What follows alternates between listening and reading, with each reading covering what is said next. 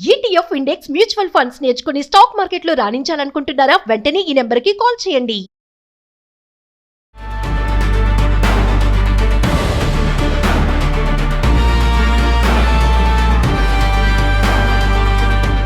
నమస్తే, welcome to Suman TV. Present మనతో పాటు ఉన్నారు సైకాలజిస్ట్ విజయ్ సింగం గారు. నమస్తే మ్యామ్. నమస్తే మేడం. మేడం, మనం చాలా మంది చూడండి, వైఫ్ అండ్ హస్బెండ్ ఇద్దరిని తీసుకుంటాం. ఏదైనా గొడవ జరిగింది అనుకోండి, ఎవరో ఒకరు సైలెంట్ అయిపోతారు. అంటే ముఖ్యంగా నేను అడిగే క్వశ్చన్ ఏంటంటే, హస్బెండ్ తీసుకుందాం.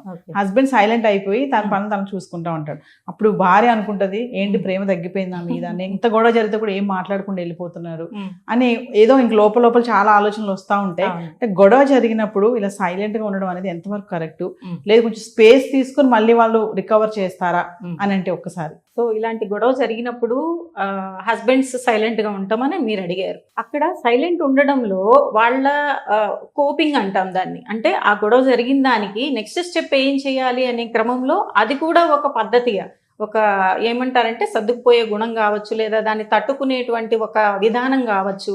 ఏం చేయాలో తెలియనప్పుడు సైలెంట్ అనేటువంటిది అక్కడ వస్తుంది అనమాట. అంటే ఇప్పుడు ఇంకొకళ్ళు వ్యక్తులు ఎలా బిహేవ్ చేస్తారంటే కోపాన్ని చూపించవచ్చు. కొంతమంది వెంటనే కోపం చూపించటాలు, అబ్యూజివ్ బిహేవియర్స్ ఇలా వెళ్తారు. కొంతమంది ఏంటంటే దానికి దీనికి మధ్య ఏం చేయాలో తెలియని పరిస్థితుల్లో అటు అపోజ్ చేయలేక, ఇటు ప్రేమగా ఉండలేక, సర్ది చెప్పలేక, కారణాలు వివరించలేక గ్యాప్ తీసేసుకుంటారు వాళ్ళు. సో దాన్ని స్టోన్ వాల్ బిల్డింగ్ అంటాం అనమాట. ఆ గ్యాప్ ఎంత తీసుకుంటున్నారు అనే దాన్ని బట్టి మనం చూస్తాం. సరే, ఒక రోజు, 2 రోజులు, 3 రోజులు కాకుండా వారాలు, నెలల తరబడి తీసుకున్నారు అనుకోండి, ఎక్కడికో వెళ్తుంది. అది ఎక్కడికి వెళ్ళిపోతుందంటే అసలు సంబంధమే లేకుండా ఉన్నారు, అంటే నన్ను హేట్ చేస్తున్నట్టున్నారు. ఇక్కడ సైలెంట్ అంటే మాటలు ఒక్కటే కాదు, మళ్ళీ తినేటప్పుడు పెట్టారనుకోండి, ఏదో ఇలా తింటారు, మొహంలోకి చూడరు. అసలు ఏంటంటే నువ్వు ఉన్నావు నేనున్నాను అనేటువంటిది ఏముండదు. ఏదో ఇద్దరం వస్తువులు ఉన్నాము, వచ్చాము, తిన్నాము, పోయాం. ఇలా మాటలు ఒక్కటే కాకుండా చేతల్లో కూడా కనిపిస్తుంది. సైలెన్స్ అనేది బాడీ లాంగ్వేజ్ లో అది నెగ్లిజెన్స్ గాను, ఇగ్నోరెన్స్ గాను కనిపించినప్పుడు అటువైపు భార్య తట్టుకోలేదు. అమ్మో ఏం జరుగుతుందో ఈ మధ్యలో, ఎవరైనా అతనితో మాట్లాడుతున్నారేమో, నా గురించి వ్యతిరేకంగా, ఇలా కూడా ఆలోచిస్తారు వాళ్ళు సైలెన్స్లో. ఫ్యామిలీ మెంబర్స్ అవ్వచ్చు, ఫ్రెండ్స్ అవ్వచ్చు, లేదా ఇతరులు ఎవరన్నా నా గురించి ఇంకా తనకి ఏదన్నా చెప్పుడు మాటలు చెప్తున్నారా, ఇంకా ఎందుకు ఇలా వెళ్ళిపోతున్నారు అనే క్రమంలో ఇలా ఆలోచిస్తారు భార్యలు. వాళ్ళు ఏంటంటే ఎందుకు మాట్లాడలే వచ్చి పొడవడం అనమాట. వాళ్ళు వచ్చేసి ఏంటి చెప్పవేంటి, ఇప్పుడు ఇది ఇట్లా ఉందన్నా, ఏదో బాగుందో బాగాలేదో చెప్పచ్చు కదా, వెళ్ళొచ్చావు ఎలా ఉంది అని అడుగుతారు మామూలుగా. ఆఫీస్కి వెళ్ళావు కదా, ఏంటి ఈరోజు ఎలా ఉంది, ఏం మాట్లాడలే, చూసి అలా వెళ్ళిపోతారు అనమాట. ఏంటబ్బా ఇంకెన్ని రోజులు భరించాలని చెప్పి వీళ్ళకి ఫ్రస్ట్రేషన్ వస్తుంది, అరిచేస్తారు. సో అది మనం వాళ్ళ గ్యాప్ని మనం ఇచ్చి రెస్పెక్ట్ ఇస్తూ కొన్ని రోజులు వెయిట్ చేయాలా, లేకపోతే వెంటనే మాట్లాడాలా అంటే definitely we have to wait for the భార్య. కొంత టైం అనేది తీసుకోవాలి. కానీ లాంగ్ టైం వెళ్ళేటప్పుడు మాత్రం అది వదిలేస్తే డెఫినెట్లీ అది హాస్టిలిటీ అంటాం, శత్రుత్వము లేదా డిటాచ్మెంట్కి దారితీస్తుంది అనమాట.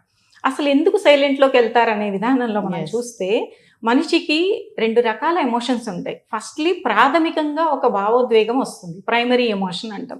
ప్రైమరీ అంటే వెరీ ఈజీ అనమాట, న్యాచురల్గా, సహజంగా, ఇమ్మీడియట్గా, ఇన్స్టింక్టివ్గా వచ్చే ఎమోషన్ ఈజీ మనకి, అందుకని అది వచ్చేస్తుంది. అదేంటది, కోపం కావచ్చు, లేకపోతే బాధ కావచ్చు, లేకపోతే భయం కావచ్చు, ఇట్లా ఆనందం. అవి కూడా పాజిటివ్లో చూసినప్పుడు ఆనందం కూడా. ఈ వచ్చే క్రమంలో వీళ్ళు ఏం చేస్తారంటే, ఏం చెప్పాను, భయము, కోపము, లేదా ఇట్లాంటి ఏదైనా ఈజీగా వచ్చేటువంటిది. అది వచ్చినప్పుడు ఏంటంటే వాళ్ళు ఏంటి అనేది వాళ్ళకి మిక్స్డ్ ఫీలింగ్ తెలియదు అనమాట. దాన్ని డీప్గా అర్థం చేసుకుంటే నెక్స్ట్ ఏంటి, సెకండరీ ఎమోషన్ అంటాం. దీనికి రిలేటెడ్గా ఉండే ఎమోషన్ ఏంటంటే, అక్కడ నీకేదో అందలేదు, ఎక్కడో నీకేదో ఒక అవసరం తీరలేదు, లేదా నీకేదో బాధ అనిపించింది, నీకేదో గిల్ట్ అనిపించింది, నీకేదో గ్రీఫ్ అనిపించింది, అంటే ఏదో తప్పుగా అనిపిస్తోంది లేదా బాధగా, ఇంకా దానికి ఏమంటామంటే అది కాంప్లికేటెడ్గా ఉంటుంది ఆ ఎమోషన్ అనేది. మొదటిగా ఉండే ప్రాథమిక భావోద్వేగం అనేది సింపుల్గా ఉంటుంది, అది చూపించడం ఈజీ అనమాట. అందుకని మనం క్యాచీగా తీసేసుకుంటాం. తర్వాత ఎందుకు ఇతను కోపంగా ఉన్నాడో, లేకపోతే ఎందుకు ఇతను సైలెంట్గా ఉన్నాడు అనేది కూడా, ఇదేంటి డిటాచ్ అయిపోవటం, సైలెంట్గా ఉండటం అనేది, ఇది ఇతనికి తెలియనిటువంటి ఎమోషన్ అన్నమాట. అంటే ప్రాథమికంగా కూడా చూపించలేకపోయాడు. అది బాధ అంటే బాధ కూడా చూపించట్లేదు, కానీ కనిపిస్తుంది, అది బాధ అని మనం అర్థం చేసుకోవచ్చు. అయితే ఆ సెకండరీ ఏంటి అనేది అతను ఇచ్చిన గ్యాప్లో అర్థం చేసుకోవాలి. సో నాకు వచ్చింది, ఎందుకో నేను దూరం అయ్యాను, అది ఏంటి, ఆ మిక్స్డ్ ఫీలింగ్ ఏంటి, ఆ కాంప్లికేటెడ్ ఎమోషన్ ఏంటి, అంటే ఆ కష్టంగా ఉన్నటువంటి ఆ భావోద్వేగం ఏంటి, ఎందుకు వచ్చింది అని అర్థం చేసుకున్నప్పుడు నెక్స్ట్ స్టెప్లో ఆ అవసరం ఏంటి అనేది అర్థమవుతుంది.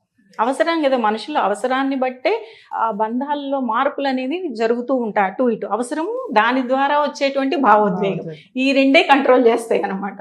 సో ఇది ఎందుకు వచ్చింది అనేటువంటి అండర్నీత్ లో ఉన్న డీప్ ఎమోషన్ ని అర్థం చేసుకున్నట్లయితే అప్పుడు నాకు ఈ అవసరం కావాలి, ఆ అవసరం అనేది ఇక్కడ ఈ భార్య ద్వారా నాకు జరగలేదు అంటే అది రెస్పెక్ట్ ఇవ్వటమో లేకపోతే తనకి చెప్పి చేయటమో లేకపోతే ఏదో ఒకటి ఉంటుంది అండర్నీత్లో, ఇది అని అర్థం చేసుకోవాలి ఆ భర్త ఆ గ్యాప్లో. అప్పుడు ఇద్దరు కూడా మళ్ళీ ఎదురుబొదురుగా కూర్చొని చూడు నాకు ఆ రోజు అలాగా చాలా హర్ట్ఫుల్గా అనిపించింది, సో నేను స్పేస్ తీసుకున్నాను, ఎందుకు అంటే ఇది కారణం, ఇది నాకు ఈ అవసరం అనేది నీ నుంచి అసలు ఎన్ని రోజుల నుంచో నేను ఎక్స్పెక్ట్ చేస్తున్నా, ఆ విషయంలో నువ్వు అసలు ఎక్నాలెడ్జ్ చేయట్లేదు లేదా ఏ విధంగానూ పట్టించుకోవట్లేదు, అందుకని రోజు రోజుకి నాకు అంత బాధ అనిపించి ఒక్కసారిగా ఇలా సైలెంట్ అయిపోయాను అని కూర్చొని చెప్పాలి. ఇలా చెప్పినట్లయితే ఓకే స్పేస్ తీసుకున్నారు 1, 2 రోజులు 3 రోజులు, ఇంతకు మించి ఎక్కువ తీసుకుంటే మాత్రం డెఫినెట్లీ మళ్ళీ వచ్చేటప్పుడు క్రమంలో ఇద్దరికి కూడా ఫ్రస్ట్రేషన్స్ వస్తాయి ఎక్కువ గ్యాప్ తీసుకున్నప్పుడు. ఈ గ్యాప్లో అనలిటికల్ వేలో వెళ్ళి నా ఎందుకు వచ్చింది ఎమోషను, దానికి అవసరం ఏంటి, ఇలాంటి ఆలోచించుకొని ఇద్దరు కూర్చొని నాకేంటి what I need I am feeling అని స్టార్ట్ చేయాలి. You are doing you are not doing, చాలామంది ఏమంటారంటే నీ వల్లే నువ్వు ఇది చెయ్యట్లేదు, నువ్వు అలా చేస్తున్నావు, నువ్వు ఇలా చెయ్యను, నాకు ఇలాగ అనిపిస్తుంది, నాకు ఆ రోజు అలా అనిపించింది, నాకు ఆ రోజు అది దొరకలేదు, ఇలా కనుక చెప్పుకున్నట్లయితే ఇద్దరికి అర్థమవుతుంది. అర్థమయ్యి ఆ గ్యాప్ని మళ్ళీ వాళ్ళు మంచిగా ఫుల్ఫిల్ చేసుకొని ముందుకెళ్ళటానికి బాగుంటుంది. మీరు అన్నారు ఇందాక ఒక మాట, చాలా మంది ఇమీడియట్లీ రైస్ అయిపోతారు, ఇద్దరు కొట్టుకుంటారు, మాట వస్తుంది, అది ఎక్కడెక్కడికో వెళ్ళిపోతుంది. దానికంటే ఇలా కొంచెం గ్యాప్ తీసుకుని కూర్చొని ఇద్దరు మాట్లాడుకోవడం అనేది ఇది గుడ్ అనుకుంటా. అయితే మీరు అన్నప్పుడు ఈ గ్యాప్లో కూడా చాలా టాక్సిక్గా కూడా వెళ్తాయి మేడం కొన్ని.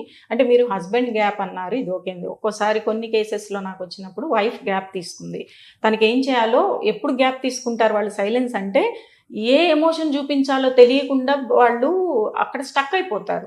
ఆ మైండ్ వాళ్ళ నర్వస్ సిస్టమ్ ఏంటంటే అటు కోపం చూపించలేరు, ఇటు భయం ఏంటో తెలియని మిక్స్డ్ ఫీలింగ్లో వాళ్ళు అలా స్టక్ అయిపోతారు. ఆ గ్యాప్లో ఆలోచించి తర్వాత చూసుకుందామని ఆగిపోతారమ్మ.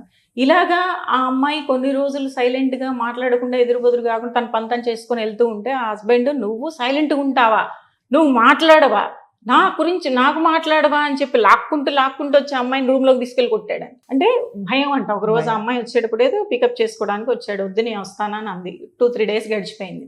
అప్పుడు చాలా కోపంగా ఎక్కువ అన్నాడు. సరే ఎక్కింది, నీ పని చెప్తా, 3 రోజుల నుంచి నువ్వు మాట్లాడవా, నువ్వు ఏమనుకుంటున్నావు అసలు, నువ్వు మాట్లాడకపోతే అలా కూర్చోవాలా అయింది, నేను ఎట్లా అనుకుంటున్నా, ఇలాంటి మాట పదజాలంతో బెదిరించే అమ్మాయిని. అప్పటికి అర్థమవుతుంది ఆ అమ్మాయి బెదిరిస్తే ఏంటి, ఇక నెక్స్ట్ డే అబ్యూజివ్ వెళ్తుందని నేను రాను, ఇప్పుడు నేను బయట కూర్చుంటా, రూమ్లోకి రానంటే నువ్వు వస్తావా రావా అని చెప్పి ఆ మూమెంట్ ఏంటి, ఆ మూమెంట్ ఆ గ్యాప్ని తను ఎలా తీసుకున్నాడంటే ఆ 3 రోజుల గ్యాప్ని బాగా హాస్టిలిటీ ఏంటంటే శత్రుత్వాన్ని పెంచేసుకొని ఈ అమ్మాయికి ఇంత ఇగోనా అదా అనేటువంటి నెగిటివ్ ఫీలింగ్స్తో ఆ రోజు అటాక్ ప్లాన్ చేశాడు అనమాట. ఆ అమ్మాయి వచ్చి వాళ్ళిద్దరు కప్పులు వచ్చి చెప్పుకున్నారు, ఆ రోజు లాక్కుంటూ నేను రానన్నా కానీ మెట్ల మీద నుంచి మనం చెప్పుకోవడానికి ఇలా ఉంటుంది. ఎంత పెయిన్ఫుల్ సిచ్యువేషన్ మేడం. మెట్ల మీద నుంచి లాక్కుంటూ తీసుకెళ్ళి విపరీతంగా కొట్టాడు మేడం నన్ను. నేను ఆల్రెడీ బాధపడి హర్ట్ అయ్యి సైలెంట్గా ఉంటే ఏంటమ్మా అని అడగాలి, లేదా నేను చెప్పేదాకన్నా ఆగాలి, లేదా వచ్చి ఏంటో చెప్పు ఎందుకు సైలెంట్గా ఉన్నావని నువ్వు ఇనిషియేట్ చేయొచ్చు. అలా కాకుండా ఇలా అయ్యేటప్పటికీ ఇంకా నా పరిస్థితి ఏంటి మేడం, నా బాధగా ఉందని ఆగడానికి కూడా నాకు లేదా హక్కు అని. సో ఇలా కూడా జరుగుతుంది. అందుకని హస్బెండ్స్ అయినా వైఫ్ అయినా కూడా వీళ్ళు వైఫ్ కూడా అటాక్ చేయకూడదు. అటాక్ అంటే మాటలతో కూడా అటాక్ చేయకూడదు. కొంతమంది ఏంటంటే ఎందుకుందాం సైలెంట్గా, అసలు నేనంటే నీకు ఇష్టం లేదా, ఇది లేదా, వీళ్ళు కూడా అబ్యూసివ్గా తయారవుతారు. నో, కొంచెం గ్యాప్ ఇచ్చిన తర్వాత ఏంటి అనేటువంటి మళ్ళీ మ్యూచువల్గా మాట్లాడేటప్పుడు ఇద్దరు కూడా సరైన విధానంలో అప్రోచ్ అవ్వాలి. మళ్ళీ నువ్వేంటి నేనేంటి అంటే ఇద్దరు కొట్టుకునేటువంటి స్థాయిలోకి అబ్యూసివ్ బిహేవియర్లోకి వెళ్ళిపోతే ఆ సైలెన్స్ వల్ల ఎటువంటి ఉపయోగం లేదు, పెంచకూడదు ఆ టైం అన్నమాట. సో కన్స్ట్రక్టివ్గా వెళ్ళాలని నా ఉద్దేశం. Thank you thank you ma'am.